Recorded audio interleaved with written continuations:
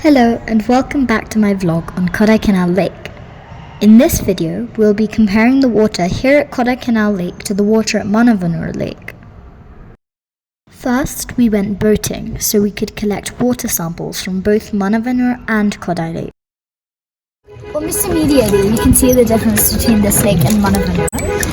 You can clearly see that the water is a lot more turbid. You can't see as far down as you could in Mannavanur. And it's a lot, there are loads more people and it's really built up, whereas Mannavanur was surrounded by forest and grass. We took 3 samples from each lake and brought them back for testing. We checked for phosphorus, nitrates, ammonia, coliform bacteria, TDS, which is total dissolved solids, turbidity, temperature, and pH. Collecting the samples was actually one of my favorite parts. At Mannavanur, we took a coracle, a round little boat that is very difficult to maneuver, and at Kodai, we used a rowboat, which was probably more stable. And yes, between lakes, I may have gone ziplining, purely for aerial environmental observation, of course. For the chemical tests, which were phosphorus, nitrates, ammonia, and coliform bacteria, we used different chemicals that react with the water sample and change colour, which we could compare to a chart to figure out the levels.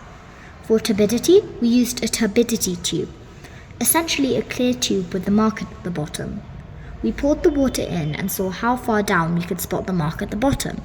The cloudier the water, the harder it is to see. We also used the sweep netting method to collect macroinvertebrates.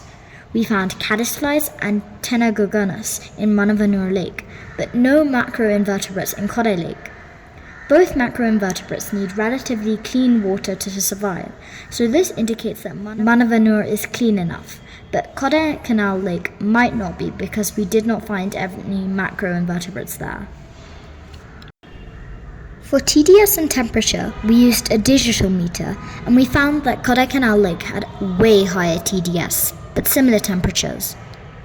It also had higher turbidity than Mannavanur Lake. So, what does that mean? Well, TDS is a measure of how much stuff is dissolved in the water. Minerals, salts, pollutants. High TDS level usually means the water has picked up lots of materials, mostly from human activity, road runoff, and pollutants. Since Kodaikanal Lake is surrounded by roads and shops, this matches up to what we expected. On the other hand, turbidity tells us how clear or cloudy the water is. Higher turbidity means that Kodaikanal Lake looks murkier. Mannavanur had lower turbidity, meaning it looked clearer, possibly because it's surrounded by natural landscapes, so there might be less road runoff, more natural filters, and less human pollutants overall. Thank you for watching this video. See you in the next one.